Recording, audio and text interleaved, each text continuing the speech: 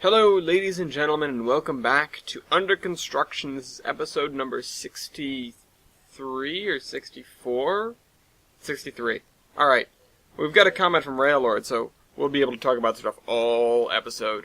So yeah, this is episode 63. I'm here at the end of the river.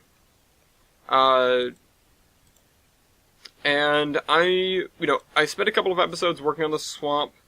I've got no commands from the comments on this episode, so, whoops, about, shush. Oh wait, did I misread that? The Gilson Eastern Mileage just have burnout. I'm not sure what you mean by that. So he says, I'd like to suggest working on Gilson Eastern Mileage just to help prevent burnout. That and it'd probably help you prepare for the city. Are you talking about... See, I'm not sure if you're saying, like, do scenery around here on the current Gilson Eastern trackage, or build more Gilson Eastern trackage as my next step, which that is my next step. That's what I want to do. But right now, while we're still in this phase, we're not going to be adding any tiles until this is all scenic and done. Unless I need to add a couple tiles for whatever reason. I want to lay out Mason Valley. I want to lay out the town, because I have a couple of good ideas now, and I've given it some thought, and I've done some research, and I've, looked at a bunch of maps, and I think I have an idea of what I want to do. And, see, the thing is, we're running out of room. Not in terms of we're running out of space in the tiles, but this river is going to be running out of room. It's going to reach a point where it's going to break off into a couple of other rivers. And one of them's sort of going to go that way, I think, and one of them's sort of going to go that way. And so we are creating a juncture of rivers, which is where Mason Valley is. So my first order of business today is to get all of this flat at this level, which is going to take some work. In fact, what I think I'll do, because I already raised this side a little bit, what I think I'll do is I'll grab this height here, which is 5 meters higher or so, and I'm just going to mark off the edge of it here, and fill in the stuff to my left with it, and then fill in the stuff to my right with a slightly lower thing, and then we'll come through and we'll remark stuff, and we'll sort of deal with what we've got. Mark out the rivers and the roads and that sort of thing. I'm going to try to plan this because it's the kind of thing where, yeah, it's going to be a mill town that sort of would have grown organically and probably very rapidly without a lot of central planning, but I want to do it right. And so, yeah.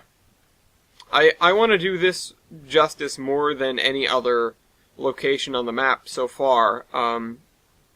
Again, all of I just kind of tossed together out of, not really thinking about what it's based off of. It's sort of just generic. The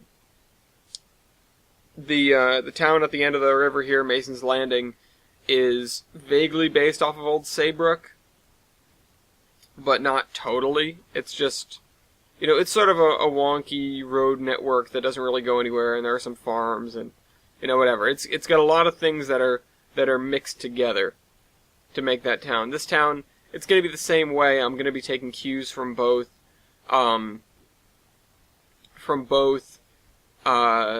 Salesville in Rhode Island and Lowell, Massachusetts, as well as a couple of other locations, like I can't remember the name, Turner's Falls, Massachusetts.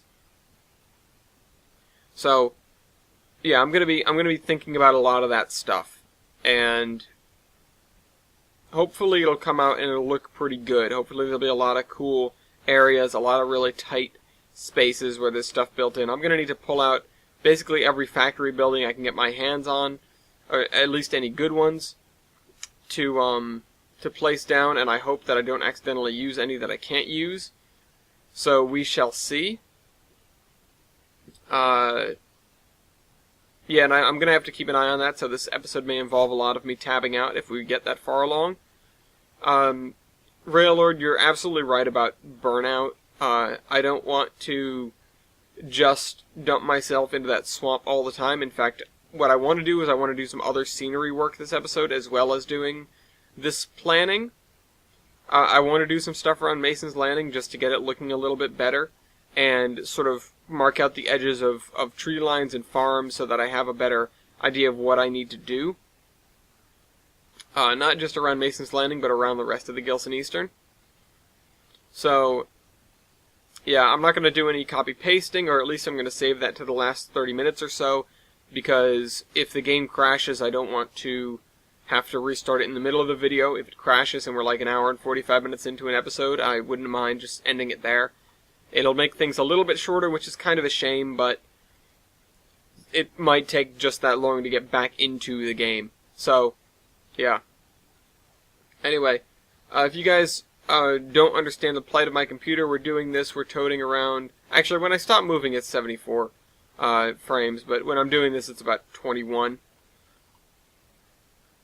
Although, to be fair, I am building terrain and moving, and the game doesn't seem to like that in SP3. So, yeah. I want to get this blocked out, filled in up to a normal level, because this is the kind of thing I will have to come in and do at some point anyway. Then I want to mark out where I'm putting all these rivers. Again, I think it's going to be two major rivers, and then one or two little tributary streams, maybe. I definitely want to have some mill dams, maybe a little power plant dam, a man-made channel, and roads and stuff like that. We'll see how tight this area ends up being.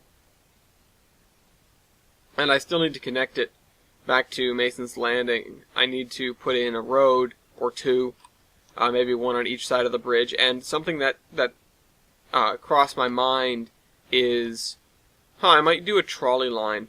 That would be interesting to do between these two places. Just have a PCC running back and forth, maybe on the other side of the river. Maybe there's a couple of things over there. The castle is one of them. So, yeah, maybe that would be interesting to do. Maybe that would be fun. Let's just continue this, because that thought's now crossed my mind. Here's the other thing. So, Raylord, you brought up working on Gilson Eastern trackage, and I will be doing that eventually. I'll be adding more track as the next phase. So we're in Alpha 0.2, and that is the second phase of construction. Originally, I was in Alpha, 0.1, which was just the Olive Branch, and the immediate area between the stream there and the edge of the map. And I filled all that in, and when I finished that, I released Alpha, 0.2, I think it was, 0.2.2, and that meant that area was done. So we moved on to Alpha 0.2, and Alpha 0.2 is Olive and its immediate surroundings, and all the track between it and the river here, and that includes VMR and Gilson Eastern trackage. I said and a whole lot there. So, and then once this area is all done, scenic, operational, yada yada, it's going to be the very best that no one ever was. And we'll move on to Alpha 0.3, which is going to be even bigger, actually. It's going to be, so if you thought we bit off more than we could chew with this, and actually I might not do this, because there's another town involved. So, yeah, no, never mind. I'll take it easy. So what I'm going to do, Alpha 0.3 is going to encompass all the construction from Mason's Landing to Bellington. And that is going to be another 15 miles of main line. It's going to be some of it along the coast, but we're going to move away from the coast. We're going to move inland to the farm town of Bellington. And that, so I've got to put some variation in this, and I probably will end up doing that as I do this, or at least I will eventually. So, yeah, we're going to be moving inland. Bellington is sort of the breadbasket of the Tolbrand Peninsula. the northern side of the peninsula, which we're on right now, is the more fertile side. It's got more open spaces, fewer steep mountains, less rugged terrain in general. The southern side is the side that really takes a pounding a lot, a side that's got a lot of steep grades and rugged valleys and that sort of thing, rocky beaches. Yeah, I'm going to have fun doing that, but it's the kind of thing where I'm sort of pushing off all that kind of stuff to over there because I don't feel comfortable attempting it now. It's the kind of thing where... This is cricket. It's the kind of thing where I want to see a lot of the stuff, I want to do a lot of that stuff, but it so happens to be that when I come through and build this map and how much I've built so far, it's like, okay, well, this is clearly what this looks like. The other stuff that I want to see is just going to have to be on the other side because it doesn't make sense to go over here. And one of those things is the two railroads sharing a valley. And I've written down that, some of these things in my ideas document. I've talked about the ideas document before. But anyway, this is important, I suppose. I will be using... And I need to not think too far ahead because I don't want to spend all my time thinking about what I could be doing and not doing what I am doing, I guess. If you end up thinking too far ahead, talking too much about it, you sort of lose steam because you get that same gratification of... you get the same gratification of doing the thing as you do talking about doing the thing. Which is why if you want to do something and then you tell a ton of people about it, you feel less inclined to do it. Except for the pressure of, hey, did you do that thing? But that's an external pressure. If you don't tell anybody about it, it'll sort of keep it contained and you'll want to do it more. It'll give you more motivation. Because you won't have gotten that dopamine for talking about doing it. So, that's why I talked about the Housatonic a ton. I should probably lay off the chit-chat on it because I haven't done a whole lot with it lately. I just haven't felt the motivation because I spent too much time talking about it, I would presume. So, yeah, I'm forgetting.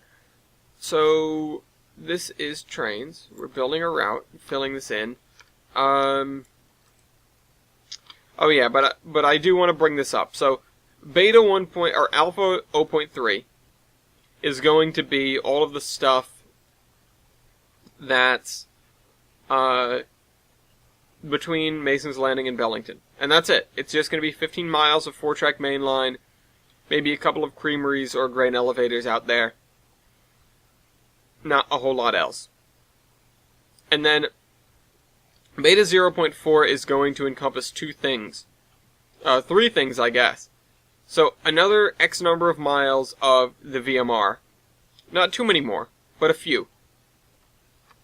The VMR's Plains branch, or whatever the town name is, which I don't have yet, which will head... So right off of the bridge, I'll visualize this real quick. Right off the bridge, over here somewhere, there's going to be a branch that goes down towards the ocean side. And at the same time, there's going to be a Gilson Eastern branch that comes up from Bellington towards that same town, and they're going to meet in that town, whatever that town is. That's in the middle. The Gilson Eastern line is actually the stub, the beginning of what was going to be the Gilson Eastern Mountain Division, which never really got into the mountains. They wanted to get up there and get some coal fields. Not that they would have had very much luck, considering the coal is all on the other side of the mountains. It's all more towards the north side of the peninsula.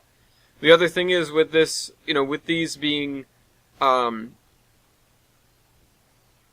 less rugged mountains, less they've had a longer life, and so if anything, you would probably see anthracite coal over here. But this area doesn't have a lot of mineral content. It's a lot of hills, but not a lot of minerals. So there isn't a whole lot that can be mined out here. On the north side of the mountains, there are plenty of areas to mine, and the downside of that is there is not as much fertile soil. So, the farming goes on down here, the mining goes on over there. The south side of the peninsula is the rugged one, the mining one. I'm not sure if I screwed them up when I was just talking. I don't remember. So anyway, Railord left me a whole bunch of things about stuff I said last episode. I tried to go through the episode and click on them and see, oh hey, and see, crap, what is it? Just what I was saying or what was going on. He goes, geez, I really need to get back to commenting on this. I know, episodes have been boring without you, man. It's a sad, sad world without you and Icer giving me paragraphs on every video, and Evan Games, or Evan Vlogs, or, whomever. I mean, we get to chit-chat now, because they're in the Terminus guest list, you both are. But, you know, it doesn't give as much fuel to my fire. So, anyway. Yeah, and the VMR was heading down there not to get a specific resource, but to sort of cut into the Gilson Eastern's business of, well, I suppose the specific resource would be crops. But it wanted to cut into the Gilson Eastern's business on there. It wanted to run some trains like that, which they were marginally successful in doing so. It makes some money, but not a whole lot. Anyway, also it's a pain to get stuff actually out there, because you've got to climb, go over the bridge, and then come back down. So, I digress. The Gilson Eastern built to the town, and then give up. So, there are two, basically, ends of branch lines there. They're a little bit tangled up. There are facilities there. You know, maybe something weird is going on.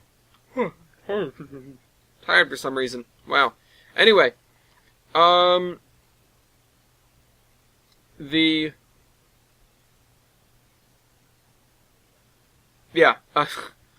makes a comment on 1:23, at minute 23. What are you doing in my swamp? Because I placed down the stupid swamp hut, Shrek's hut, out there in the swamp. That's like the highlight of the little place. I like Mason wrote me something to the effect of, you know, quoting me, I'm trying to be as realistic as possible, then places Shrek's hut in the swamp. Right, realism. Mason, it's realistic, shut up. You mean you've never seen an ogre before? I have. Maybe it's because you're all the way out, you know, by Chicago. They don't have them as much. It's like, whatchamahooza? Give me this. Mir. Is this, okay, I need to make sure I can use this. Manage content. Installed, I want to see installed and, on DLS. Right? On download station. There. I want to see both of those. Oh man, these things are all broken. Crap. Wow, I have a lot of broken things. Oh, I can re-download all of these. Anyway, Mir. It's built in. Okay, good. So I want to have, so we have our river the way it is. I want to have a dockside. So let's see. Okay, so the center is here. Let me put a nice fat red X. Red spot. Right in the middle, so I can tell where that is from just looking at it. X marks the spot.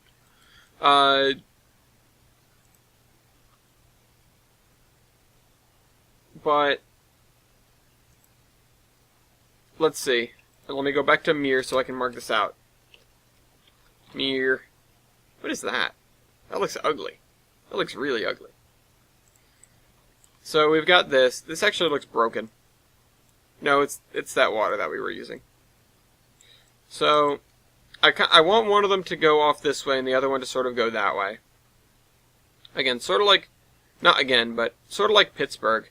But the thing is, I need to have an area for ships to tie up. So we need to have, there's our X. This is going in a straight line. That probably shouldn't happen.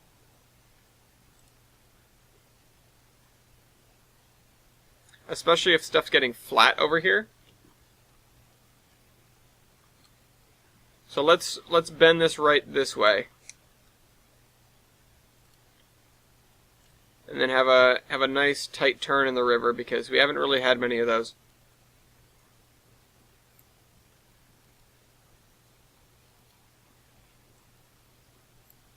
And then bring it up this way, sort of straight through the center. And also, let's drop down the size, because at this point they're not going to become navigable. They're going to no longer be navigable. See, the thing is with rivers is they tend to go they tend to wiggle all over the place if you don't have anything guiding them. So, and then we have this. So TJ did an amazing job on his route of making a river that's very realistic in terms of the way it bends around. And the thing with TJ's route is I'm going to be using it. So, yeah, we'll have this, and this will go this way. We'll probably have it split again.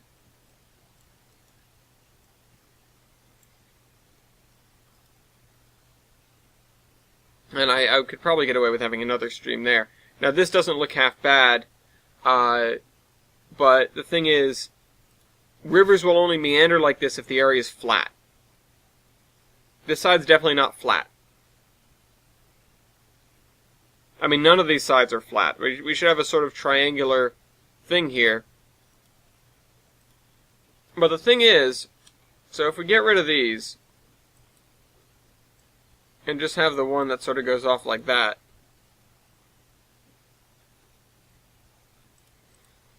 See, I've been doing something kind of wrong. So this is like the Hudson, where you've got some rock walls on either side, where the river's not going to be able to meander very much. If we come up here, and you have a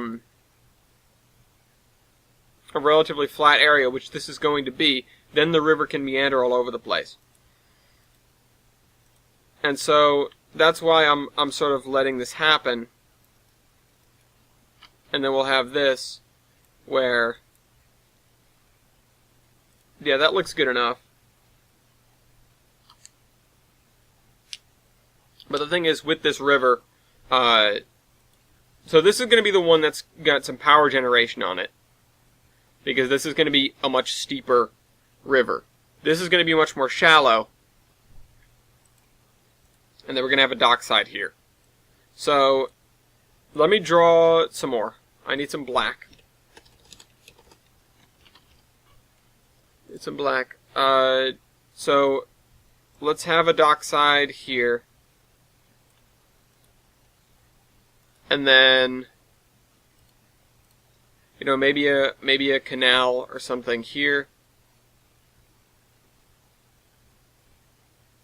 which will split the river. Oh, crap. Right.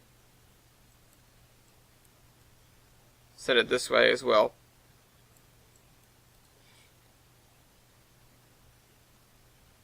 Or we can even bring that down and just have the, you know, you could have it right over here, but it might be steeper over there. So if we bring this down,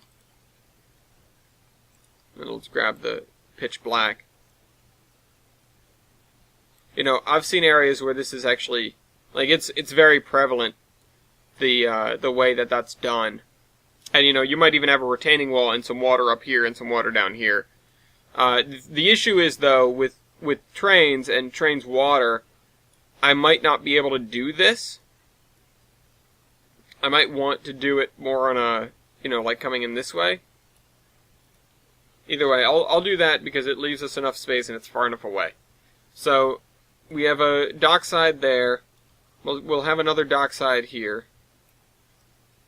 And that maybe should be just the limit of, or no, here, I guess. Just the limit of where they can go. Is this good to use?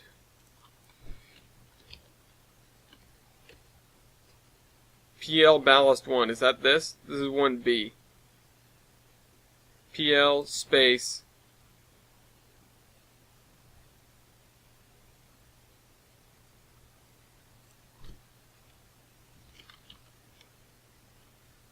Wait, what? Okay, it's not on the DLS. Ballast 1 is modified and faulty, so I can't use that. Where's my ballast? Oh, you know what? Let's grab some dirt. Oh, wait, can I grab grid now? Apparently not. Alright, well, whatever. Okay, so, yeah, we're doing some hardcore city planning around here.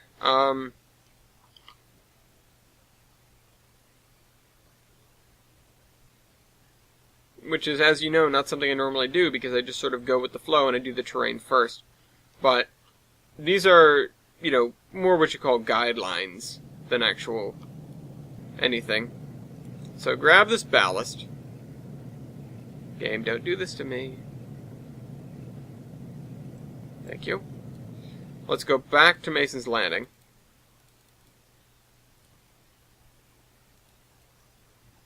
And so we can have the railroad, you know, come in like this. Go around here. Around here. You know, maybe run into the port. You know, into the docking area. And then probably branch off. I'd say cross the river here. As well. There are going to be mills all in here. So this is all, you know, a mill area or so. Why is it not drawing? Oh, you just can't tell. This is all industrial area. So there are going to be tracks in there. This area will probably be more residential.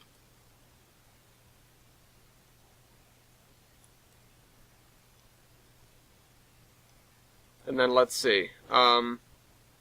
We have one river bridge there. We didn't actually cross the other river.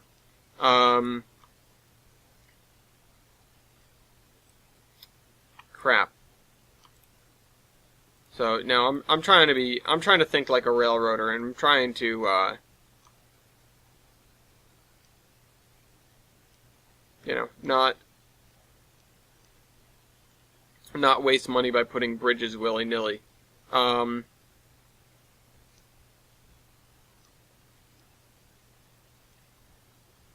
Remember, everything has to do something.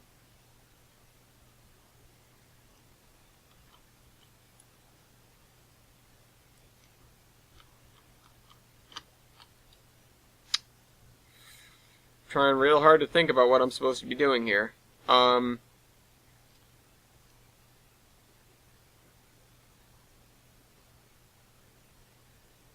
Is this going to be like a steep... I don't know. We need to really start terraining before I can think about this stuff more in depth. So this is sort of indicative of the fact that there's going to be a rise over here. Anyway, he says obviously you need to take a shot at where it all started. Olive. I'll also suggest Mason's Landing somewhere along the industrial branch, perhaps around the distillery. Distillery is a good idea. You know, it's not scenic yet, but it's a good idea to take a picture there, because we were talking about, you know, maybe taking some glamour shots for the route. So,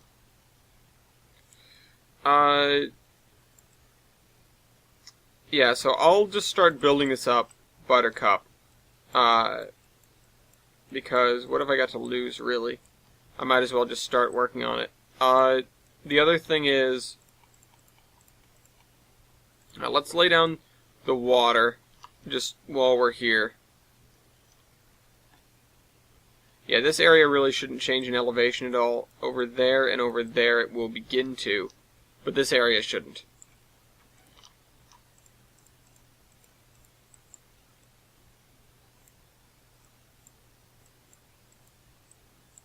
Alright.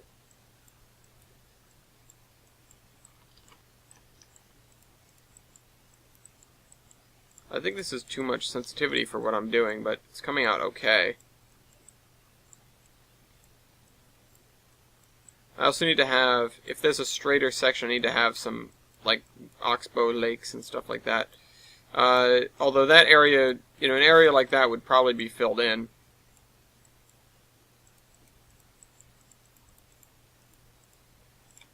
Let's see. We've got bend in the river. I have a spot where I missed the water, right there, and there.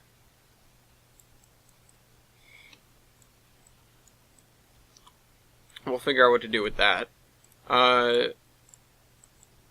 Yeah, see, the issue is the terrain here has been so heavily modified by people, just in general, that doing it just by the, we'll put the terrain down and then work from there, may not give the results that that are appropriate. Not even that I'm looking for, or that I want, or that I need.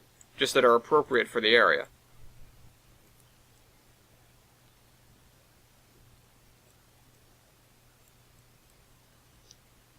Let's lower that and increase that and give ourselves a little like that.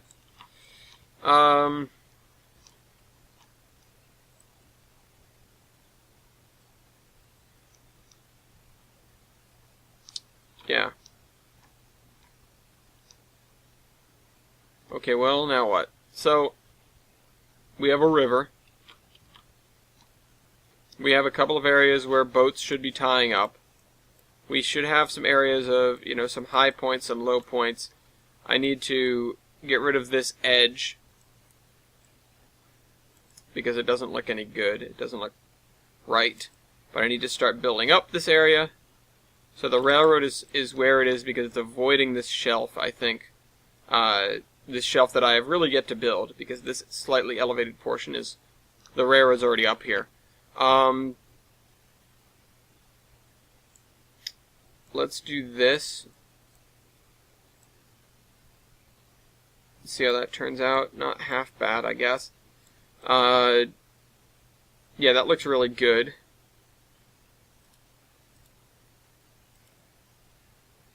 Yeah, this area, it opens up a little bit. So, I need to... No, I don't want to edit the session rules. I need my pick list.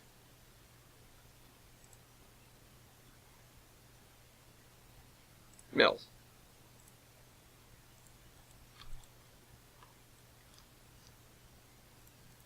So all these, let's see, we've got a fertilizer factory, we've got the Standard Oil Depot.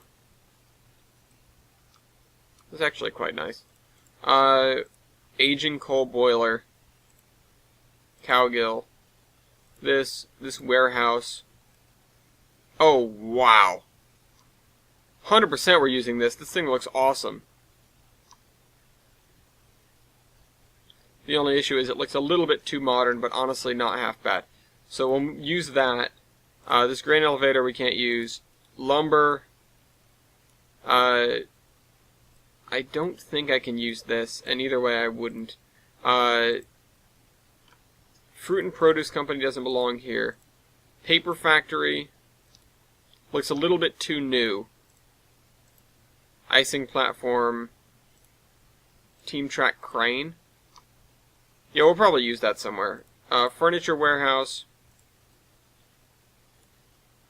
That's a furniture warehouse. Industrial Ghost. Yeah, sure, that. The Harrison Switzer Milling Company. Sure, why not? And Lombard Yard. I don't even know what this does. What does this do? Make wood chips? It does nothing. It has no properties. Interesting. So...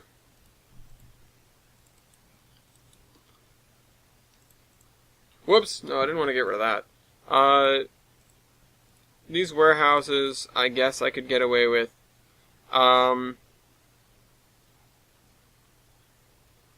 Let's just do this. Windmill, no. Yukon's animated windmill. That's that lumber mill. We've used that. Tank. Textile mill. I like this. I will use this. Let me just check to make sure that I can. all of the VFUK things are good to use. And actually, let me just look at that stuff. We've got a footbridge. That's actually really nice, but I probably won't use it. Platform trolleys, okay. Canal lock. Ooh. Ooh. That's really nice. I might have to use that somewhere. And a coal tower. Which isn't an active one, but it is one. So, really it's just that textile mill. So let's just continue looking at mills. Sugar mill. Yeah, I can use that somewhere. Although, all these bits, are all the sugar mill bits good for me to use? Yeah, they all are. Except the offices are modified, but those are still on the DLS. So... Steel industry, okay, yeah, I'm gonna use that later. North Bay Sawmill. I don't think I'm going to be using this, but that's something to remember to use. Although that's designed for 3 foot. Small sawmill. Oh, this is so cute. Could use this elsewhere. Ship front. Oh. Oh. Small mill building. Yeah, maybe I'll use that somewhere, but maybe not. Sawmill, roll away. Textile mill. Oh, yeah. Look at all this sap stuff. I can use, I think, all the sap stuff. Oh, well, they're all modified. Well, a lot of them are modified or built in. But if I'm seeing them here, even if they're modified, it just means I have to re-download them. Let me see. Sap, textile mill. Reskin. Wait, the reskin. Yeah. And this is the original. No.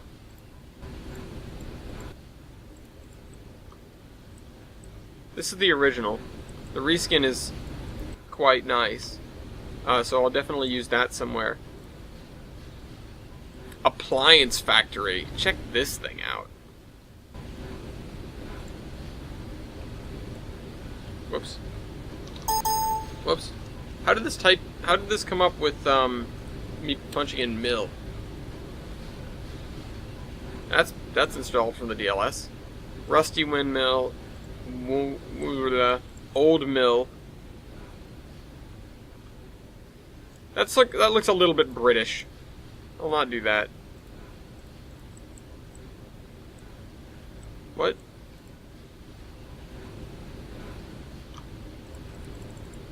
Oh, great.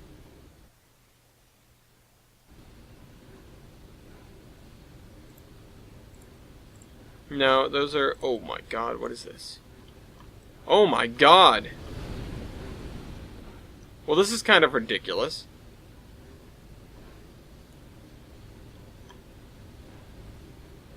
I don't even know what that's supposed to be. Lumber mill stuff. Craft mill. No, that's too new. Hide pulp mill.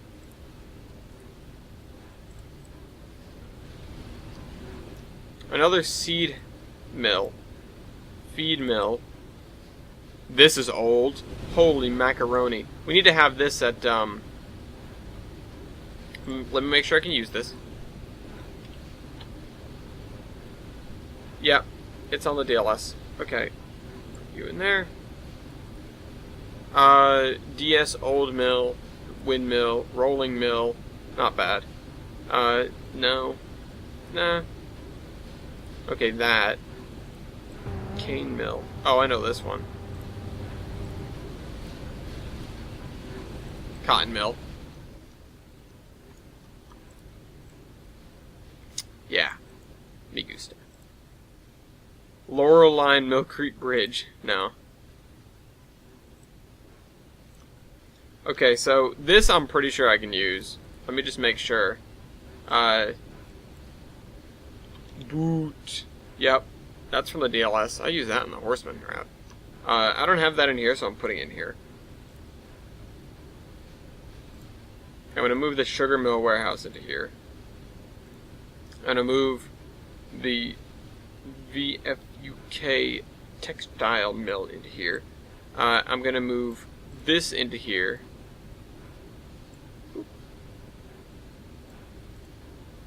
And I'm going to move the appliance factory into here too. So we've got a bunch of things that we can play with here to make a decent area, and then we're probably going to add a whole bunch of auxiliary buildings and stuff like that.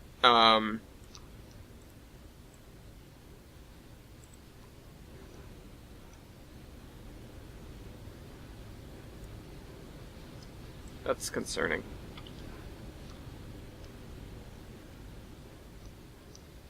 But I'm not sure how we're going to organize it. Let me just move them all into here. And the crane too, I guess.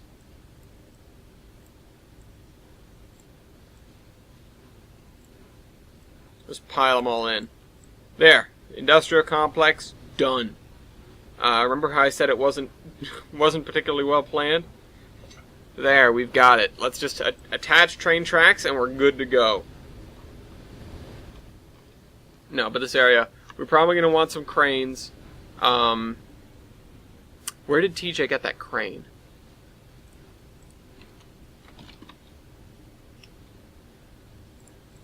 Yard jib crane. No. Water crane. Tower crane.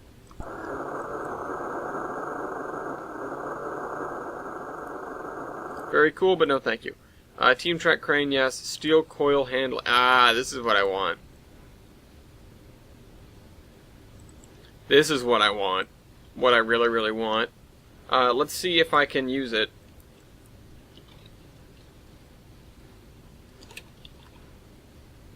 Steel coil. No, I can't. Damn it. That makes me real sad. Scrapyard crane. Can I use this? Looks too nice. Scrapyard crane installed from DLS. I can totally use this.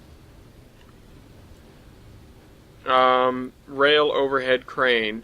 And then overhead crane single rail. What the heck? That doesn't seem right. Overhead crane. Oh, okay. JR overhead crane. That's too nice. Industrial gantry crane. That's quite nice. Industrial gantry crane collapse. Alright, industrial crane. Sink this into the ground and it would actually look really good. Have to use that somewhere. Let's see if I can use this because this looks pretty good too. This is like Russian. Industrial gantry crane.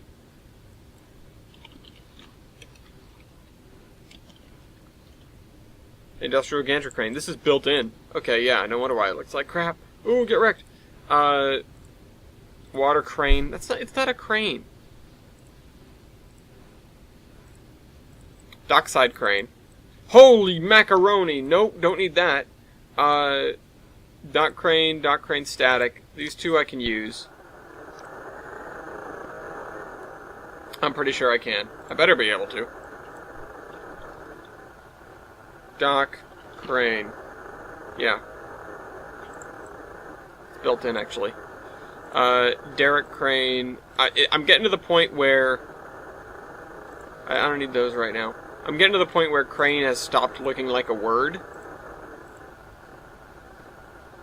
Crane 1, no animation. Oh yeah, here's the old style. Don't need that. What about this? Compiling shaders.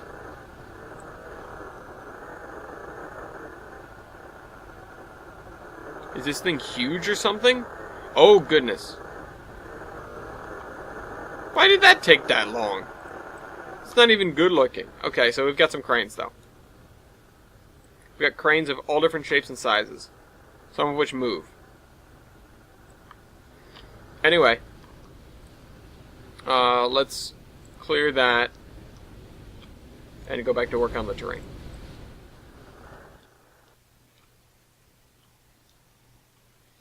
So, yeah, we've got to have a pretty serious rise on this side. And I think I might have some residential over here, and I might have like a main road that goes this way. But the issue is that we've got the railroad right here.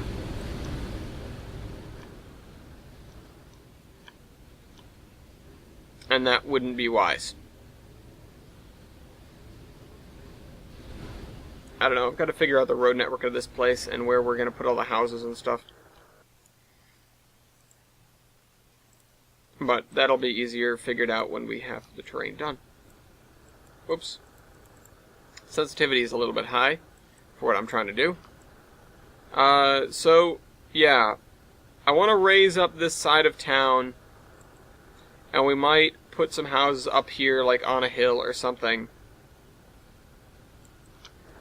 I don't know.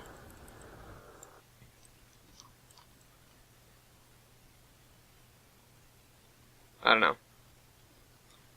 I want to get it right. And Olive was not the kind of town that I thought very hard about. You know, even the commercial district was sort of a second thought, like as a whole. And it's just like as I went, I sort of gathered ideas and put them together. You know, it was based sort of off of like a smaller New England town, but not like a small town, but a smaller town. You know, like an Attleboro or something. But a suburban town. And it came out. It looks okay. It's more or less passable, but I don't know. It's missing. It's not exactly following, maybe the models that it should. And I mean, maybe I'm just ragging on it because there wasn't a lot of thought that went into it. That doesn't necessarily mean it came out badly. I'm trying to find reasons why I don't like it. When I don't dislike Olive. In fact, I'm rather happy with Olive. Especially considering I've said this before, it's basically the first decent town that I've built. The Iron Horseman route, I built a couple of smaller towns. Like Providence. I built Troy, I think, if I remember correctly. Maybe somebody else built Troy. Did I build Troy? I think I built Troy. Yeah, I did. And a couple of other places around there. But the fact of the matter is, most of the towns were not me. And the towns don't really get highlighted anyway. Kevon built the city. Kevon built Douglas, which came out really nice. Weibold built Davenport the second time around. Jader built the first Davenport, which turned out really nice, but not what we wanted. We ended up that's what became the '90s Davenport that we used for those scenes. And he built Sugar Creek, and he built Brandville.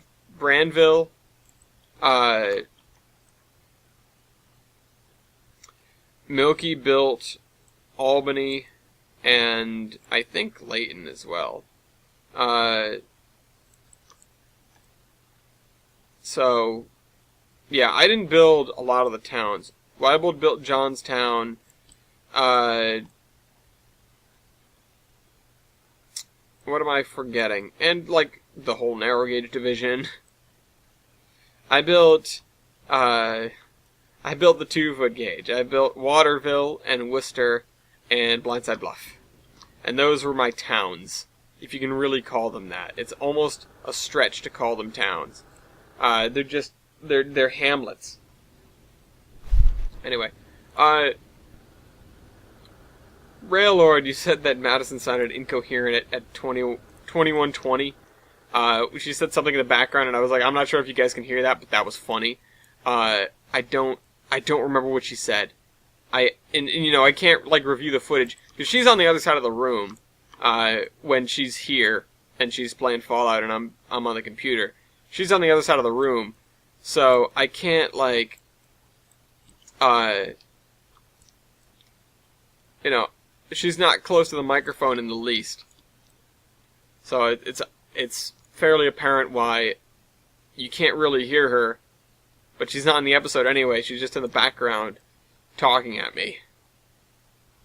But yeah, that's her. She's not here. She's at work. Or else I would see if she can remember. I don't know. I don't think she would remember. It was probably just a one-off remark of some kind that I thought was pretty funny. Anyway, I'm using a lot of plateau tool for this because I want it to be smoother and I don't want it to rise so quickly. I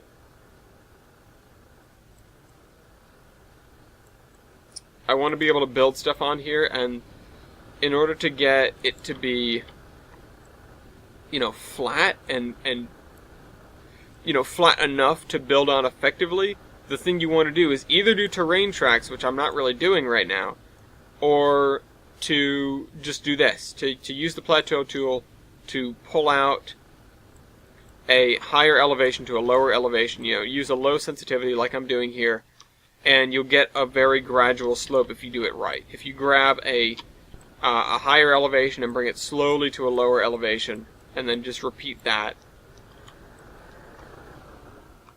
yeah. This is not really what I want, but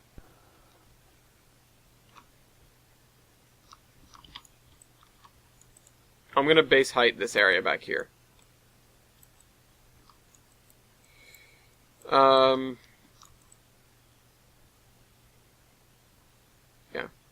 So we're already at like 68 back here. That's already like 50 meters higher than what's down there. It's more than that, actually.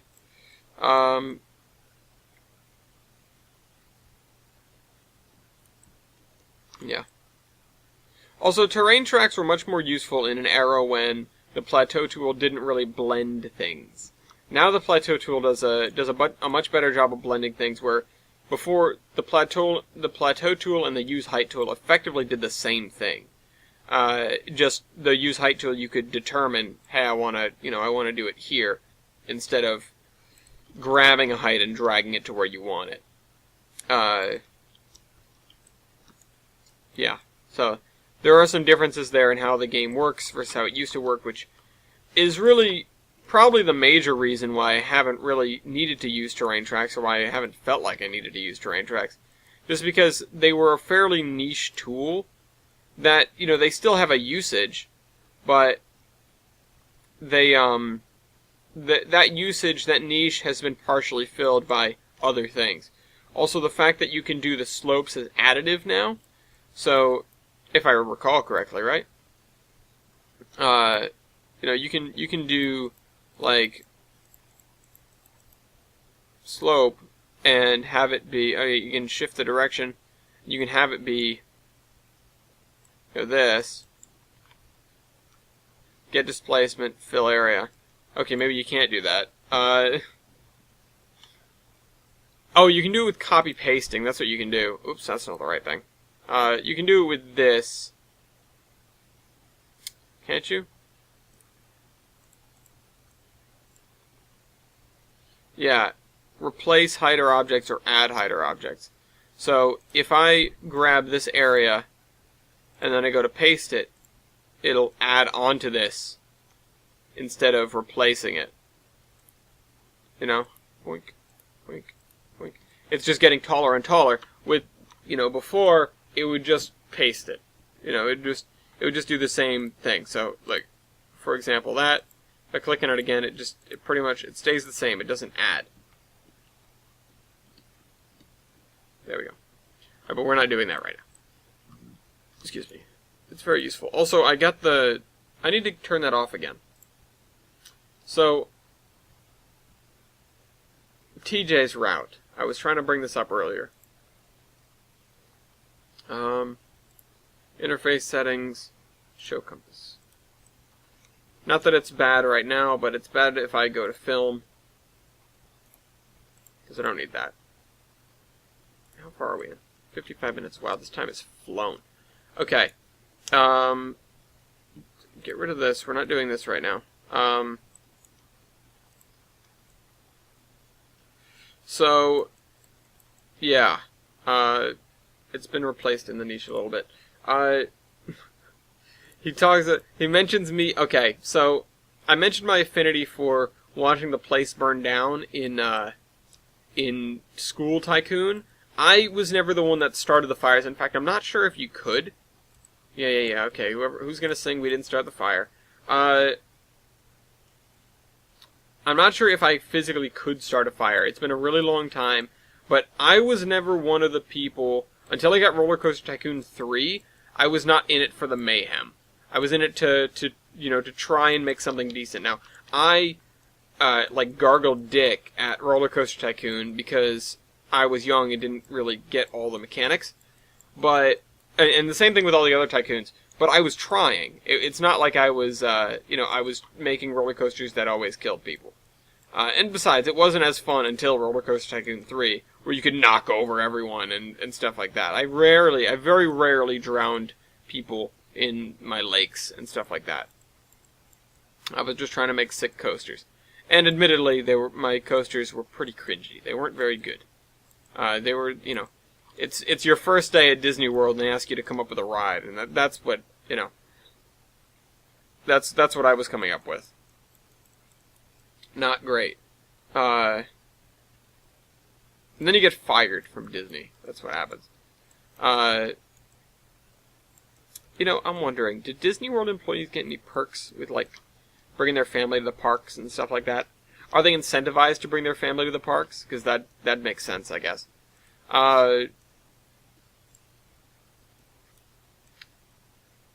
Anyway.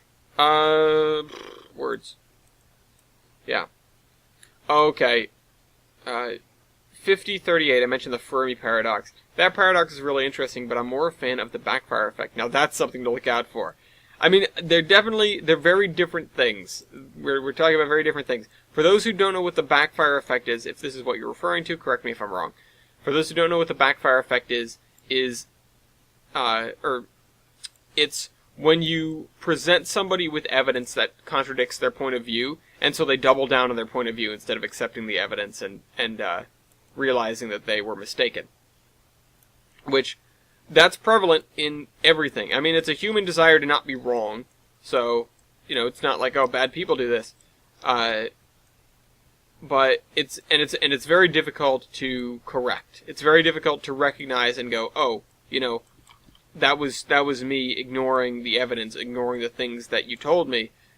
And again, it's just linked back to the fact that we're humans and we want to be right. We get gratified by being right, and we don't feel good when we're wrong. We don't feel good walking away from a situation going, wow, I messed up. So, nobody wants to be proven wrong. And so, you're left with stupid humans that don't want to accept that they're wrong, even when they clearly are. Even when they're staring something in the face that says that they're wrong. Because they don't want to have to think that they made past decisions based on information that was incorrect. They don't want to have to think, oh God, I made a lot of mistakes. Nobody wants to live with that. And, as a result, people refuse to believe that they are mistaken.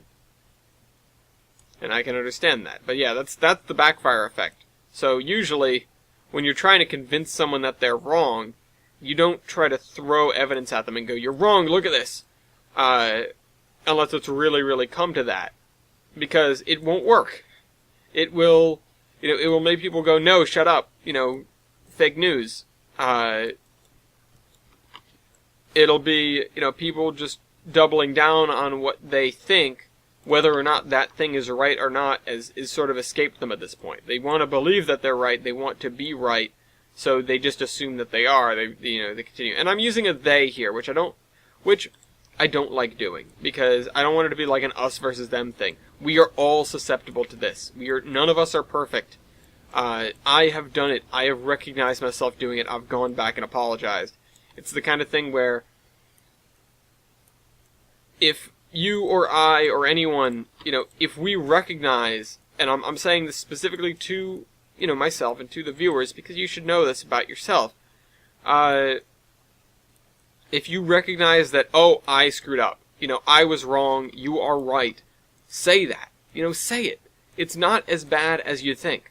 It's not as hard as it feels like it is. You just have to get those words out. And once you can say it, you can believe it. Because that's really all it is. It's just saying that, oh, I was wrong. I'm sorry. And I mean, the harder thing is continuing to make decisions based on the new evidence. But if you can accept that you are wrong about something, and you can accept that the world is different than the thing that you initially believed, then you can make better, more educated decisions. You won't have to live with your poor decisions again, or you at least won't need to add to them. And people often get vilified for changing their views on something, or making a different decision than they originally stated. And it happens both in politics and in media. You see somebody like, I can't believe that you decided you'd take the ship there, and, you'd do this thing when it was incredibly dangerous and it was a trap. And it was like, yeah, but they didn't know that when they made that decision. Again, if you can accept that you didn't know something, if you can accept that you're taking in new information and that changes your views, then you can make more good decisions in the long run. You can make good decisions going forward. And it doesn't matter if you made poor decisions in the past based on incomplete information, because you had incomplete information. It's just the way it is. People might be upset, but people are going to be more upset if you refuse, if you don't accept it when you're faced with it. People might be upset that you didn't realize that something was, bad or whatever, or something was good. It goes both ways. You didn't realize that something was the way it is because you were missing out on certain evidence or something. People are going to be upset that you didn't know that, and that you made decisions based on that, especially if those decisions led to something major. But if you can say, yeah, no, those decisions were a mistake, and you can own up to your mistake, that's going to mean a lot more than, than maybe having not made those decisions in the first place. Because it's really important to be able to own up to your mistakes. It's important to be able to accept that, you are fallible. Everyone is fallible. To say that, yeah, you made a mistake, but it's okay. Yeah, I made a mistake, but I'm better now. I know I made a mistake, and I know how to correct it, and I know, what I'm going to do this time around. And I'm not going to go off, I'm not going to try and target anything here, because I don't want to. Not right now, at least. But it's definitely the kind of thing where, you can make those mistakes, and then you can fix them, you can right them, you can, there may be another chance in that, almost in that exact situation maybe, where you're faced with two options and you go, oh, clearly, last time I picked this one and it was bad. And it was bad because of these reasons, these things that I didn't know or didn't understand. And now I know better. And now I'm going to make a different choice. Now, that doesn't necessarily apply in like politics necessarily. It may sometimes, but it doesn't necessarily apply in something where an opinion really matters. But in a situation where facts really matter, then that's something. Then it does. Then it matters, and then you can make the right decision based on facts. And, the fact of the matter is that no matter what you say, no matter what you think or believe or what you feel, facts are facts, and they're not going anywhere. If something happened, facts are facts. The world is round. Millions of Jews were killed systematically, and others were systematically exterminated by the Nazis during World War II.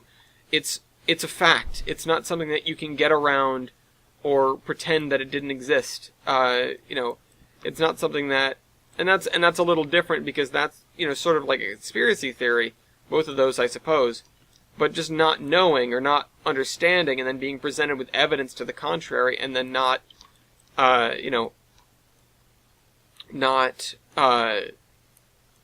and then at that moment, realizing that I was wrong or you were wrong and not backing down or not doubling down, backing down and saying, oh, you know what, I realize that I've been mistaken, is really, really important. Like, really important. Because if not, then what happens? Then you continue making poor decisions. And you might hate yourself, or you might, just continue to firmly believe that, no, this is the right decision, when it isn't.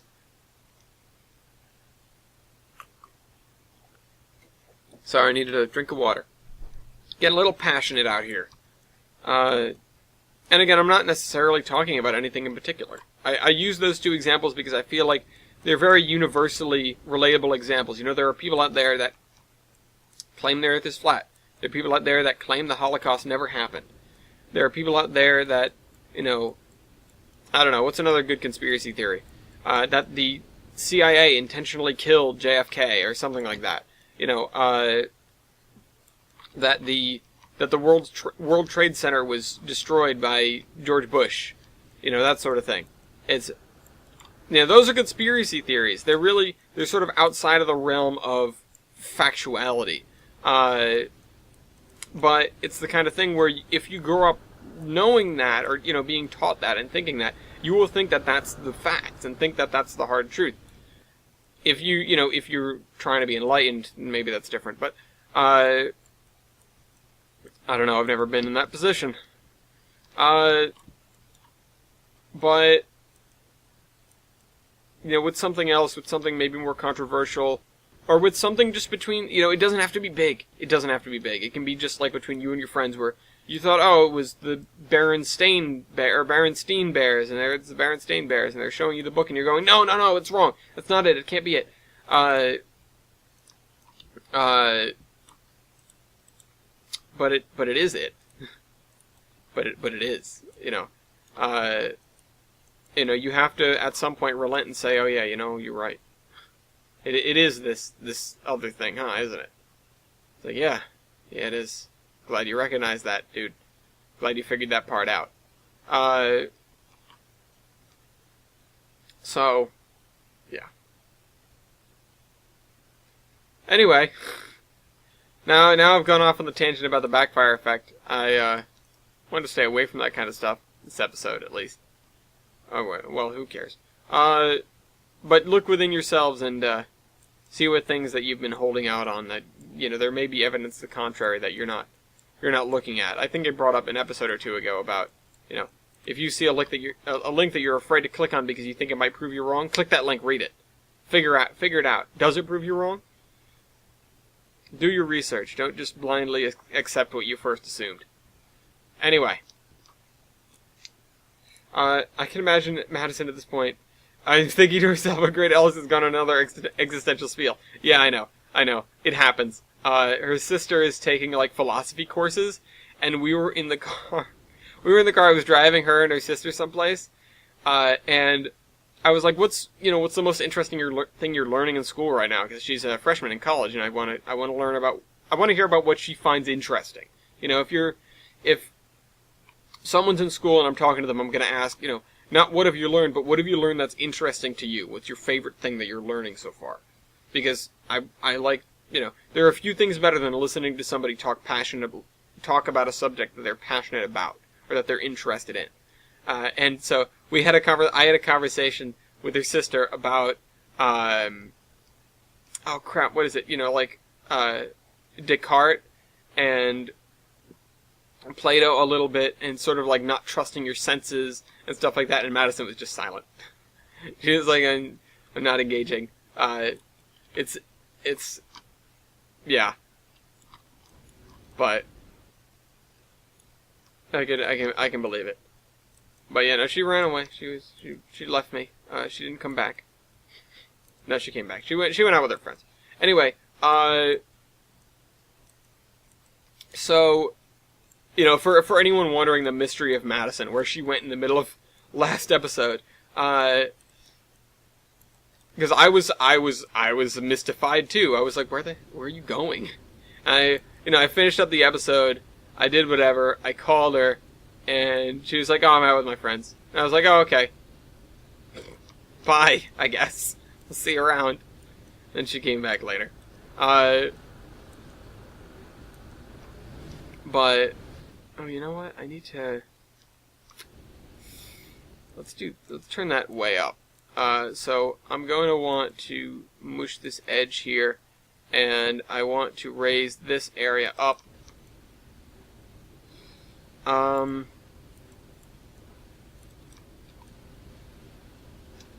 going to try to get this to be sort of flattish or sloped in a... What is making that noise?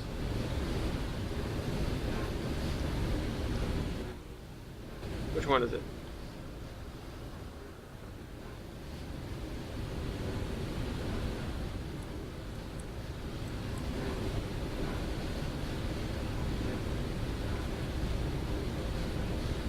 Which one is it? I just want to find out. That's one of them.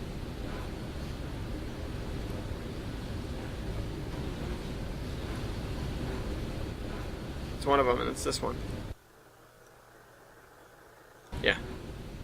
Those are the ones making noise. Look at all these buildings. So we'll need to get more of these, or things like them. If you guys know good factory buildings that are on the DLS, say something. Excuse me.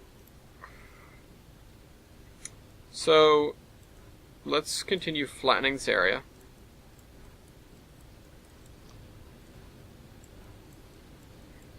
Okay, so speaking of Madison and aliens, right?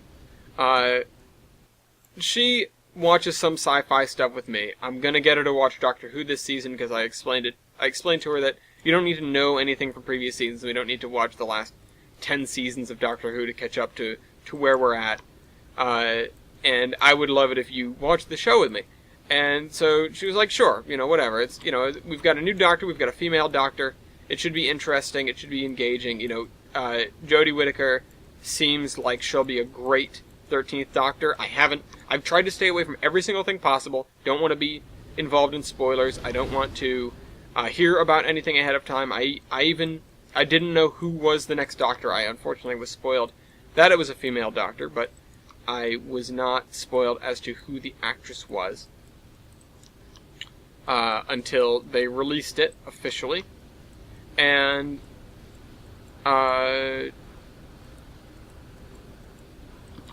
crap. Forgetting what I was saying. But yeah, no, I've done a good job of staying away from spoilers and anything else that has to do with the season. I'm going in pretty much completely blind. There's one thing that I do know about, and it pisses me off to no end. It's the fact that we're only getting 10 episodes because British television sucks. Sorry, if you're in Britain, your television sucks. I'm not backing down on that. It's not that you have bad quality of TV, because you don't. In fact, the shows are usually pretty freaking great. Case in point, you got Doctor Who, longest running sci-fi show of all time. Coming in second is Red vs. Blue, and then coming in third is Stargate SG-1, I think, still. This is going to loop around to Stargate, trust me. But yeah, Jodie Whittaker should be a great actress for the Doctor. She seems like she'll be a great personality. We get a new showrunner, I think, as well. So it should be very nice, very cool. Thank you, Kanye. What else? What else was I saying? Oh yeah, so I'm trying to get her to watch that with me. Avoided everything that I can. We're both going into it pretty much blind. So yeah, maybe I'll have her watch the trailer with me. But I want to jump her into Stargate at some point. Now's not the best time because we're going into Doctor Who. The Good Doctor, our other show that we watched, just came back on. It's things are heating up, and we don't have a lot of free time as is. So I'm not going to try to get her into that, but I want to do a full rewatch of Stargate SG-1 because I pretty much just watch Stargate clips at work. That's all I do. Other than my work, of course, but I have 3 monitors, and so I dedicate 2 of them to work and 1 of them to Stargate reruns. So, yeah. And my boss has indirectly sanctioned this by calling out my desktop background and saying that it's a good show. I think I've brought that up before. But my desktop background is Destiny from Stargate. Uh, so yeah, I want to jump her into that, but what I want to do is, see, we don't live together, so we don't have a whole lot of free time. It's not like we can sit down every night and watch an episode. So it's like, well, what do I do? What's the easiest way to get around this? And I mean, frankly, I don't know. I don't know what's the smart thing to do in this situation. I'm just trying not to jump the shark, because what I want to do, I want to go from the movie. I want to go from, I want to go, oh, hey, I want to show you this movie. I want you to watch this movie with me. It's called Stargate. And if she's like, what's that? I'll be like, they dug up a thing in ancient Egypt. It's a portal. It can bring you to other worlds. And I hope she'll be like, it sounds really cool. I mean, I've talked about Stargate enough around her anyway. She knows what's coming. But, then we'll watch the original movie together, which, that movie's great. I love that movie. It's unfortunate how much they had to retcon from the movie to get the series to work, but I don't suppose they were really thinking about that, when they wrote the movie. So, yeah. You've got that show, or that movie, and I want to jump her into Stargate, and then I want to go through the whole thing. I really do. I want to go all the way through the recommended watch order from Reddit. Where you go all the way through SG-1 to the Lost City, and then you watch basically alternating episodes of Atlantis and SG-1, and then from there, it gets mixed up a little bit, and then SG-1 ends, and you watch the movies at the right time, and then you go and watch Universe after that. There are some story things that I never really saw, I never understood. There are some SG-1 episodes that I've still never seen, and don't really even know what's going on.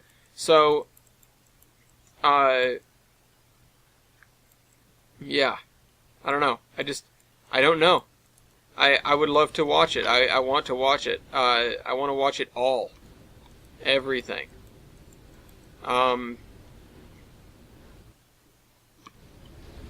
Okay, we're really making this tall, aren't we?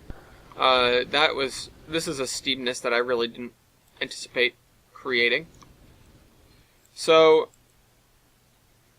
yeah, I wanna drag her into Stargate. And it's mostly because I want more people to share this Stargate fandom with. Currently, the only person in my friends group that's watched, all of Stargate is Dean. And I want more. I can share Stargate memes with Dean, and I'm very happy about that now. And I said his name kind of ferociously. I don't mean, of course, only Dean watched Stargate. No, it's just that I want more. I want more people to share the Stargate memes with. I want TBA to watch Stargate. I want Weibel to watch Stargate. I want Mason to watch Stargate.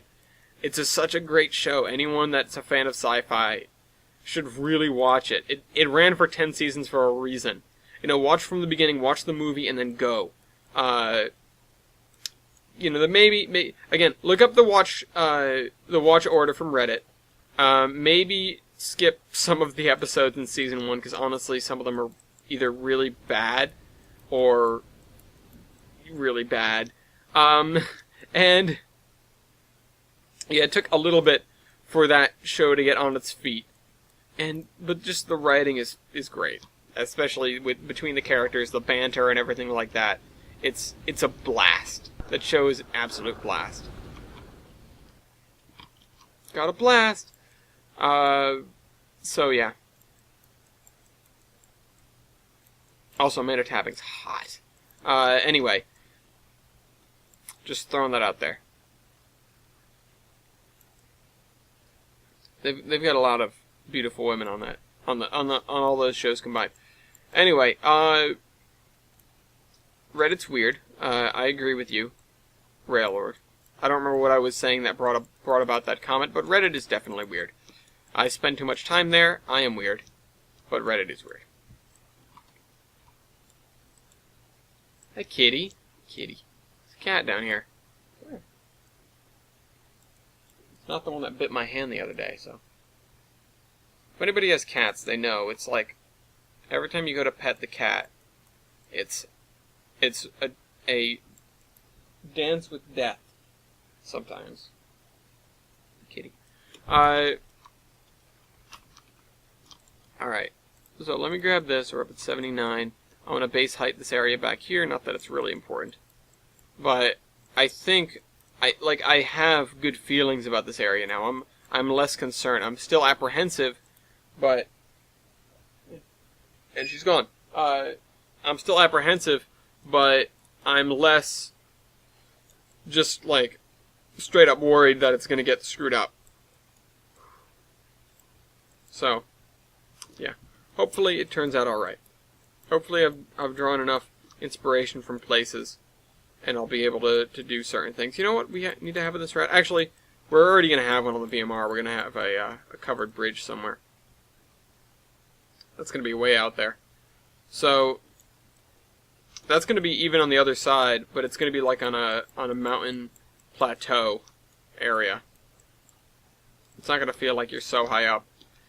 This area definitely feels like there's a definite height difference, although it doesn't feel like you're not at sea level, but it doesn't really matter out here because you're still pretty close to it. But I think Adams, it definitely feels like it because it's up on a perch. And then if we look at this area here, if we look around, yeah, it definitely feels like we're up. We're up. We're way up. Because you've got this right here, which leads down to the river, which, heads that way. This, it doesn't feel like it as much. But this, it feels like this whole area is about to go whoosh, just down the mountainside. This area is more what I'm thinking of. You've got this area here. It doesn't feel like you are 100 meters above sea level. Anyway, back to over here. That's right, I put that bridge in.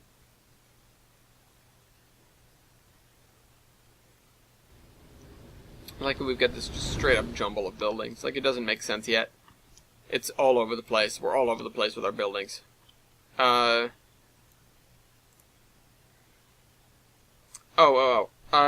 something that might interest you. It's the Kickback Dumper Trilogy by Ben Dorsey. And it'd be interesting if you found a way to work one in other than a regular old rotary dumper. Alright, I'll have to look into that. Maybe when the episode is over, I'll see what I can do, and we'll look at it next episode. I like rotary dumpers. I really do. I like them quite a bit. So there will be probably one or several somewhere.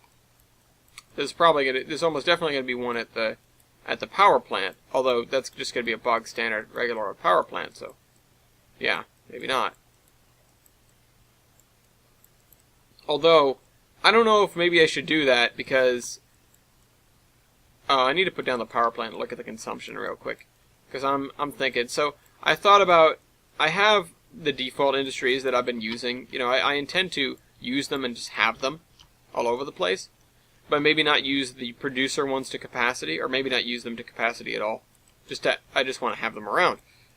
But the fact of the matter is, they suck up a lot of resources, or they produce a ridiculous amount of resources. So I might not do that. I might go in and might replace the forestry with, a custom built one, or one that uses a multi-industry or something to produce fewer logs, that sort of thing. I don't know. But yeah, let me do that real quick, because while my mind's on it. So let's do power plant. Power station. What is this? This looks too modern. And British. Powerhouse NS. This is nice. I've used that before. Power station.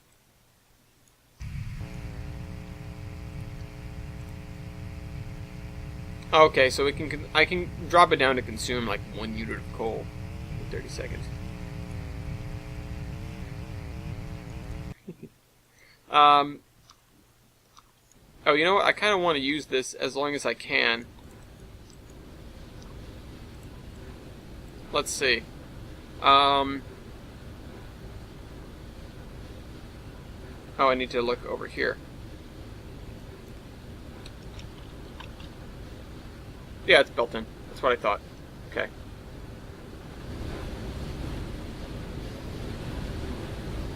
Yeah. So we'll use that somewhere.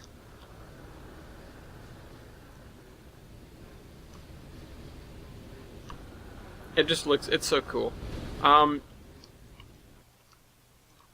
We've still got this area back here to do. Although, with the way the lump is, it doesn't look half bad. It almost looks like it's good already.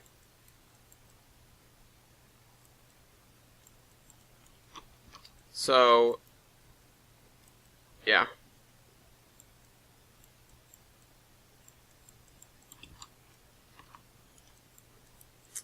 I don't know. I need to think of something else to talk about for the next 35 minutes. Got nothing, guys. My mind was blank. I could talk about how I'm going to see Grand Funk Railroad in a few weeks, or in a month or so. And the cat's back. Hey. I don't know. Yeah, I'm doing that. I'm going to see Grand Funk. They're an American band, even though they're named after a Canadian railroad, sort of. But yeah, I'm so excited. I'm excited about that. They weren't like on my musical bucket list, but I'm so excited to be able to see them live. Madison and I are going. It wasn't. I won't say no. It was her idea.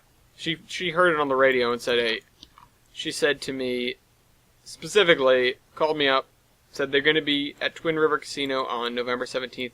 If you'd like to go, I'd love to go with you. So, yes, it was her idea. It wasn't me going, oh, that sounds really cool. We should go. Because that happens a lot.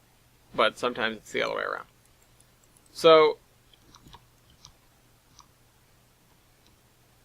this is not looking good. We've got a weird bulge. Ooh, what's this?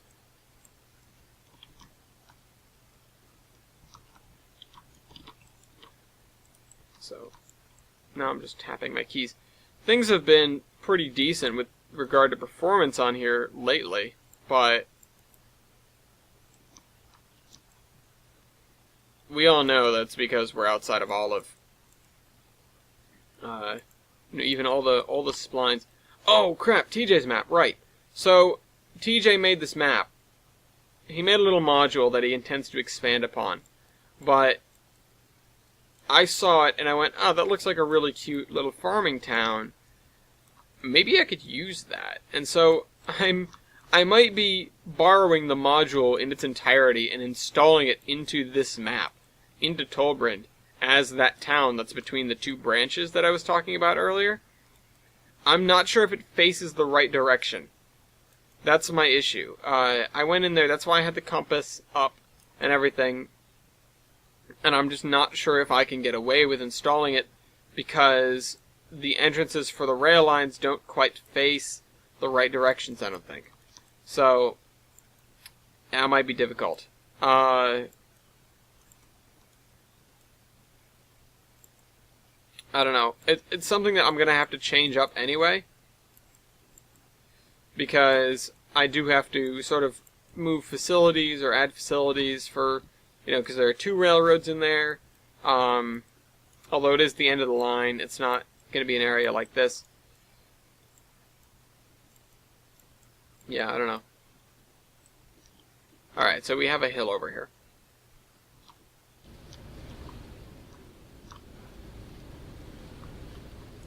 Let's see if we've got something. What have we got for...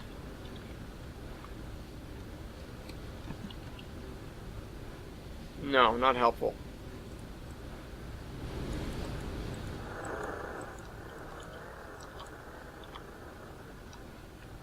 Could probably use this. Do I have, No, I don't. Why don't I? Why don't I have PCC cars? I have Brightford Traction Company stuff. Great, that's exactly what I need. Milky, put it on the DLS and I'll use it. It's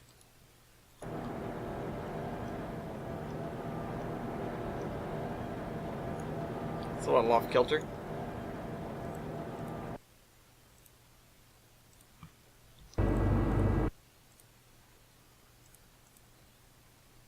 Dreadnought? Why is it white?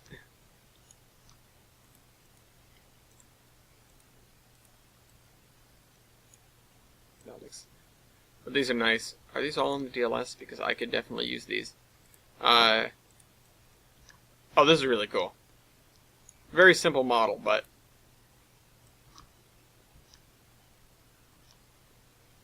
Pay as you enter. Why is it in quotes? What is this? I don't know what this is. But what is CNHR?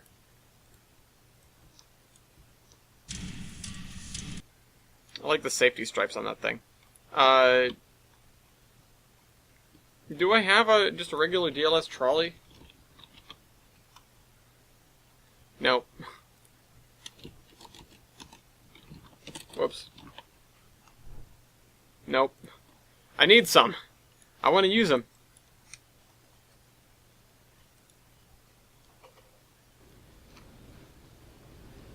I want to use them.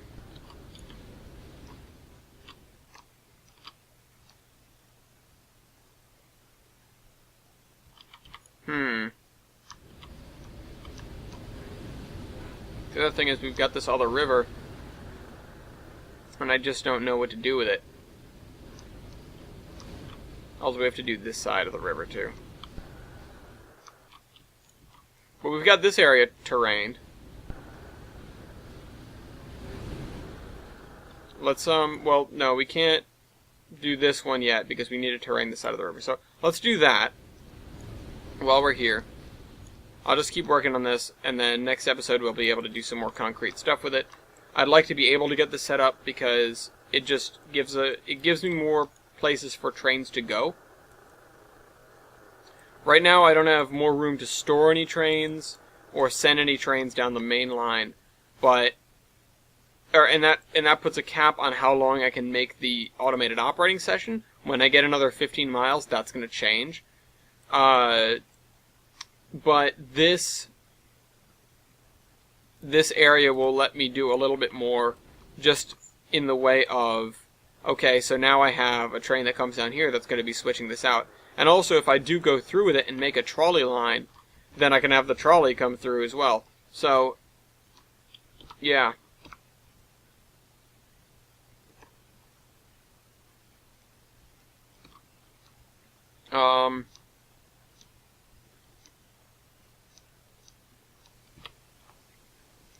There maybe should be a town over here. So let's mark this with some red.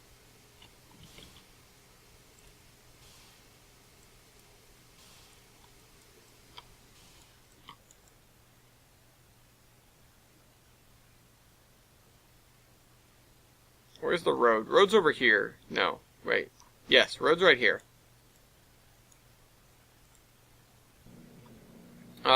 Let's build a road. Because I'm tired of terraining for today. So I changed my mind about what I'm doing.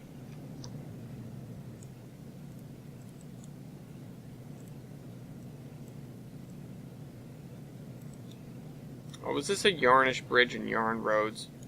God damn it. This is Yarnish, this is Yarn. Damn it! Yarnish bridge. Is the right one? That's not what I wanted to do. I was holding shift. You imbeciles.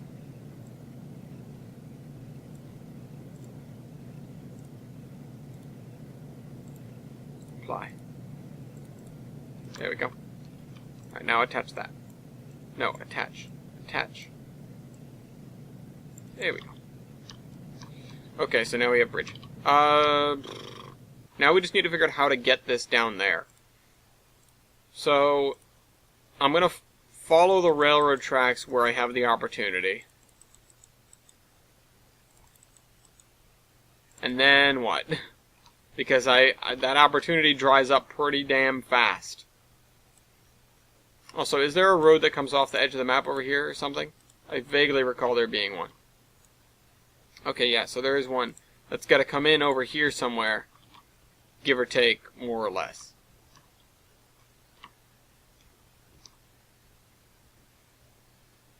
We can't really cross the river without a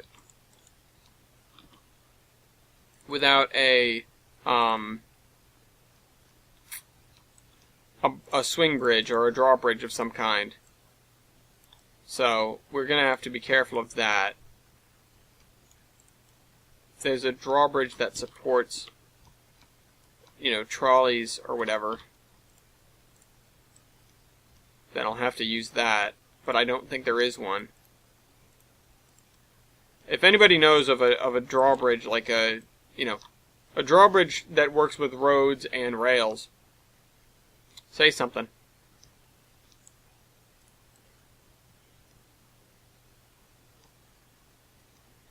Should we hug the edge or should we go up here? I think we're gonna... no.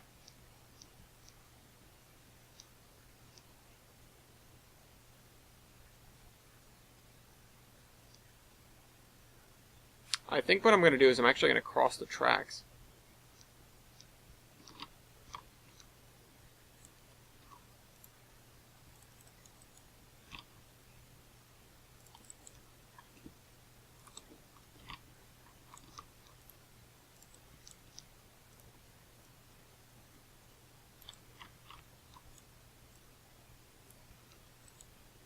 Now, let's see if this works out for us.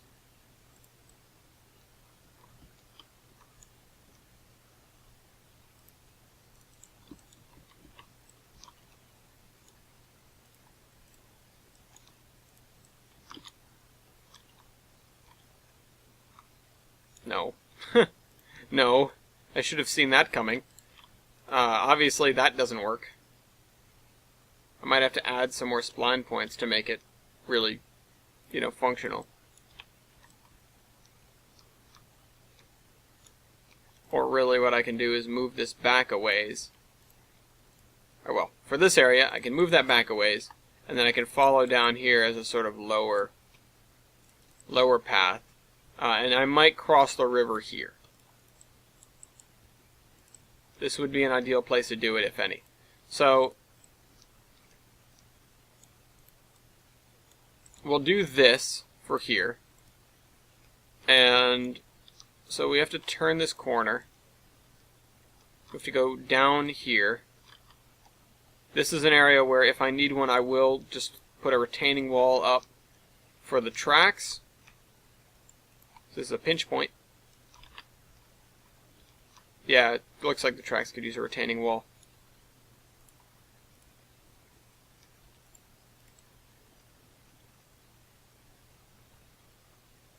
Or actually, you know what? If I move the tracks over, it should be fine. So like here, and to here. Yeah, it's fine. Although I still think a retaining wall would do it right. Would be better. Is this supposed to be straightened? Is this straightened? There we go.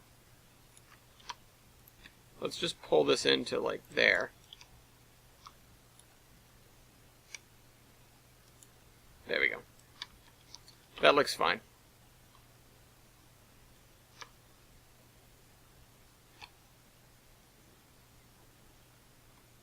What speed do these cars travel? Like 20 miles an hour? Because I'm figuring...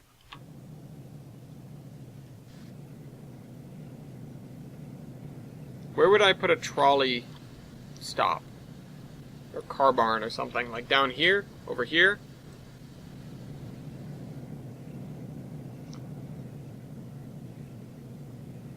And trolley would not predate the rails, so they would probably turn this way.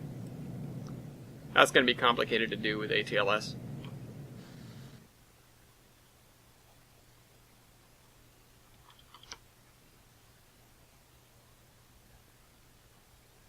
It'd be really awkward having them do it on a ferry. Cross the river on a ferry. How would I even do that? God knows. Love only knows.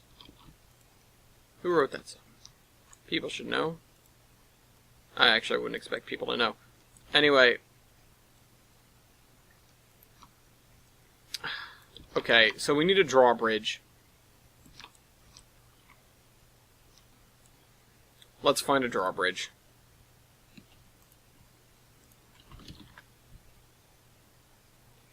Okay. Oh, that's big. That's more than I need, that's for sure. This is beautiful, though. I have to use this somewhere. I want, like, the Haddam swing bridge. Haddam, yeah. Swing.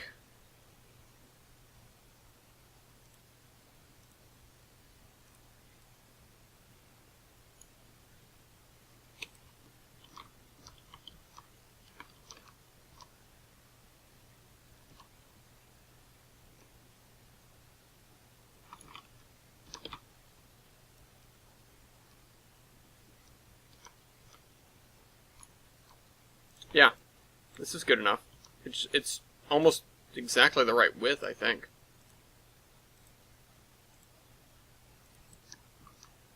I know there are other bridges that I can use. I know they're out there. I just need to look more. Mason, you would know. Mason, I know you're watching this. What is a good swing bridge to use for this purpose?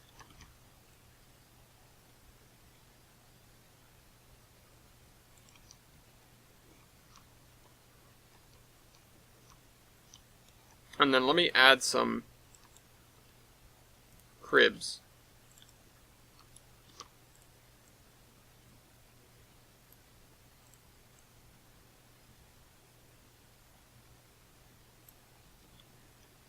So apparently this is... Oh, never mind. Oh wait, I can just put land there, can't I? That's kind of dumb. Let's just do that. Alright, so... Oh, right. 5 meter grid. You can do it, computer.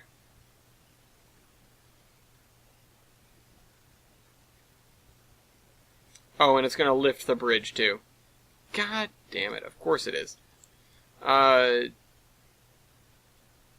don't want to do this. I want the bridge to stay at the height I put it at. Not move. I put it there for a reason. God damn it. This is actually a time where terrain tracks might be really useful. Okay, so here's what we're going to do. We're going to clear the filter. Then we're going to build a piece of train track. And then we're going to raise it to the level that we want. Which is like there. And it's 5 meter grid, so it should be fairly precise. Then we're going to do that. And then we're going to fix the stupid... Oh my god. And we're going to move this to where we need it to go.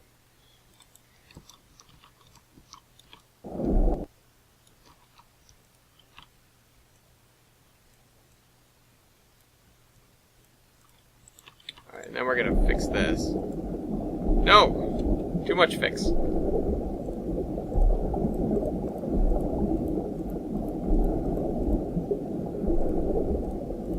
This is dredged. Also, it's got a lot of current going through it.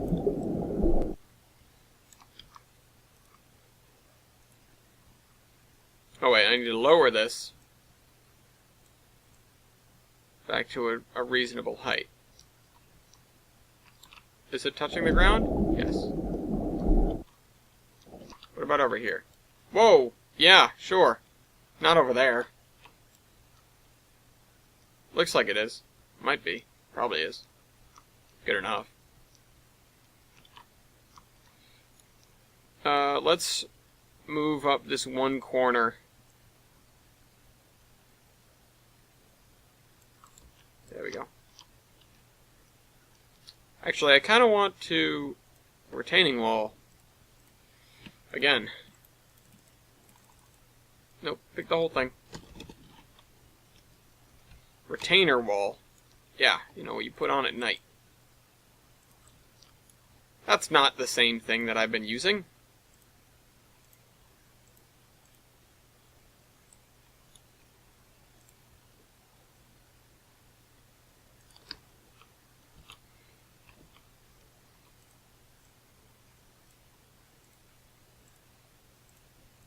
You're being stylish by doing this. Wait, I moved it. I didn't want to move it.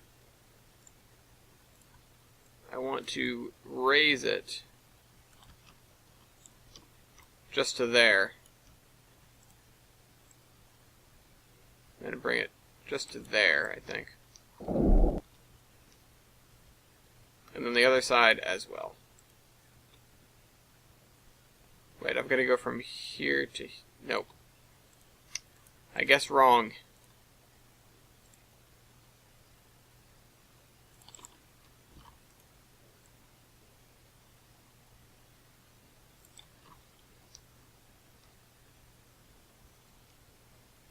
Okay. Now the next part is I need to actually put the road on it.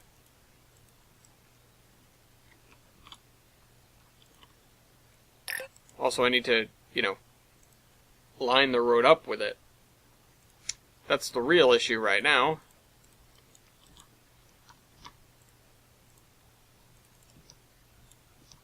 Okay. Oh wait, I can just do that. Huh. Okay, well that doesn't have like a...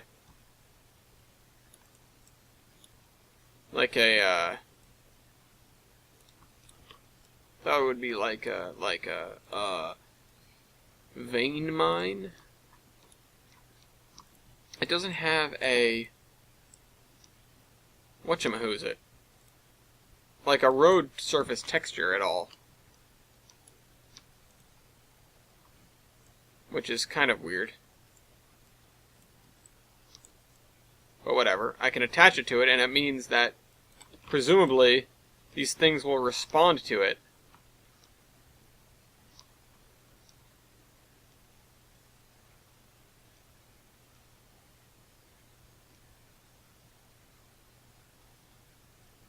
I can fit this barge under it, right? Because if I can't, then deal's off. Barge. Barge. Where is the barge? That's not...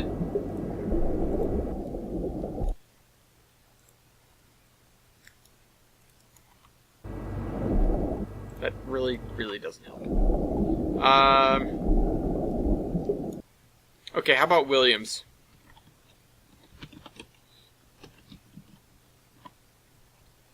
Drivable tugboat, red. Why? Why can't I?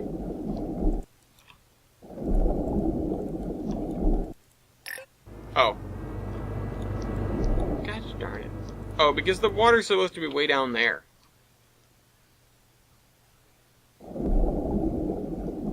I'll have to use like an interlocking tower to open the bridge. Let's just add some invisible track and just do that. Invisible track. No. Where am I? Invisible track. BNSF 50.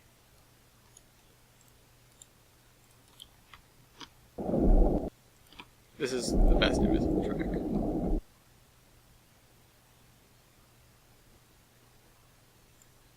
Alright, let's grab that. I always thought that, oh, it might have been the larger ships that needed the much deeper thing. Oh no, it's just that that's a hell of a lot deeper than I expected. Okay, so let's lower this by a lot. Let's lower it by like 5 meters or so, like 0.25. Okay, so that isn't lowering by 5 meters, it's lowering it by...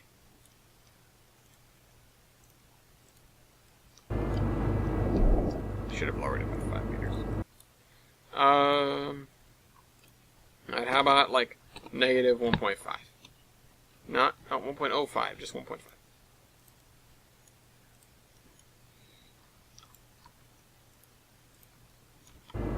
We're almost there. And it does fit. So I don't care about the rest of it right now. Barge. Garbo. Oh yeah, it fits. Okay, it totally fits. This is awesome. It almost fits under it without the swing portion, which is kind of funny. If you had an empty barge floating on its own with nothing pushing it, then you'd be able to go under without it swinging open. Not sure how often that's going to occur, but it's good to know. Alright, I totally want to have a trolley set up here. It might take us an extra couple of episodes to make happen, but I want to have it happen. And if you guys agree, say something. If you guys don't want me to spend the time on that, I guess no, I still will. Just tell me if you agree. Well, tell me if you agree or if you disagree. Know that I'm full well going to spend the time on it at some point. You can dictate when I do that by leaving a comment. If you want me to work on something specific next time around, say something. And if you see something, say something as well. And by that I mean if you see something really cool in the DLS that you think that I need. Say something. Yeah. So we've got ourselves a drawbridge here at a very tight spot in the river.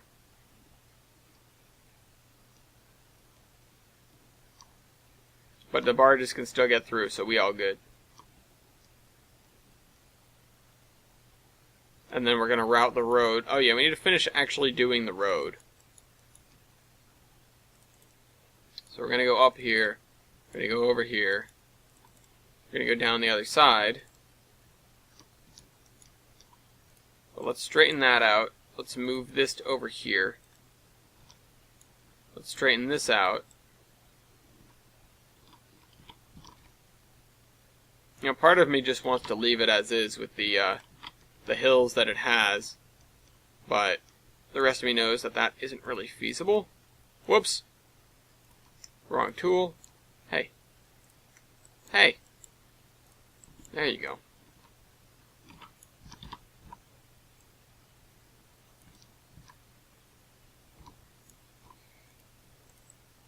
Oh, we really need to start, well, I need more spline points because we should be hugging the land a lot better. And we really should be focusing on our cut and fill more.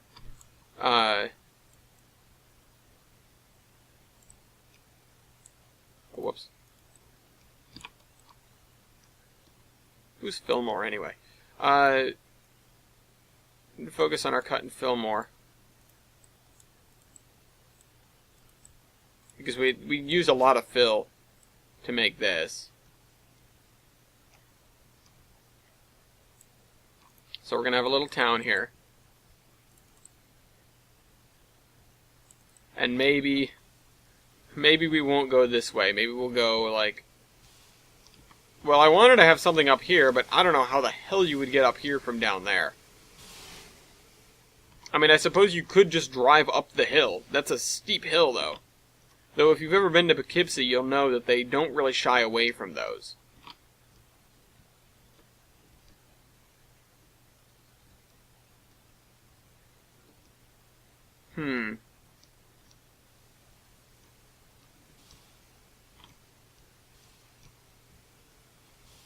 In real life, I think there's actually a highway that runs under here. So I might do that. I think it's like Route 9 or something. Or maybe that's on the other side. Wait, let me see. Is this the Poughkeepsie side? I think this is the Poughkeepsie side. Yeah, it is. I think.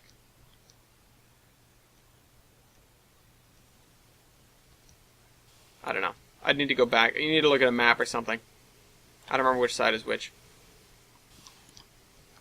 But you can totally get away with doing this. Especially if it's closer to here. Let's just see what looks good. That's going to be a cut. Boom! Okay, so that's too much cut.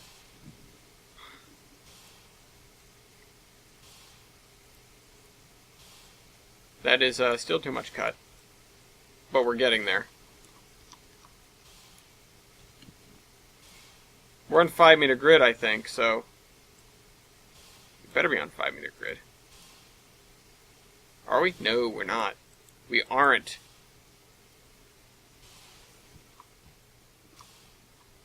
Wait, seriously? We aren't? We should be.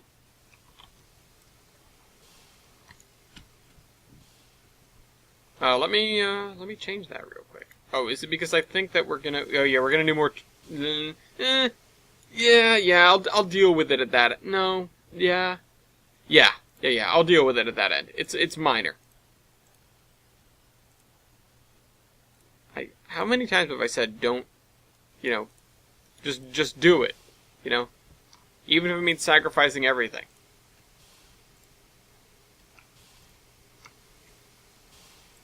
Just do it! Anyway, there.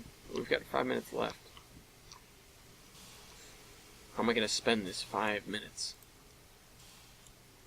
Downloading PCC cars. See you guys. Episode's over early because I'm going to go download some trains. Milky, if you watch this, let me know what trolleys you think I should get. Because I'm 99% doing this. I won't say I'm 100% doing it, but I am almost definitely going to. Need a bridge over here.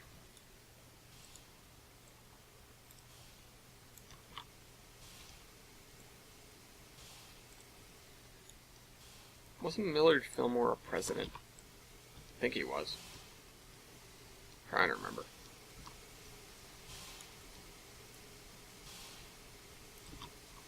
I'm not so good with that. You can do plenty of other history-related things, but just that is not. Like, they made us memorize all the U.S. presidents in grade school. At one point, probably. But me, I never really cared. I definitely cared. I don't remember. I'm not sure if anybody does remember. Does anybody seriously remember, like, all the presidents and stuff like that? All the state capitals? Well, maybe I remember the state capitals. I can probably go through a lot of them without too much trouble. But... Wait, I'm moving that, not adjusting it. Wait, if I can get up here, couldn't I just go under here?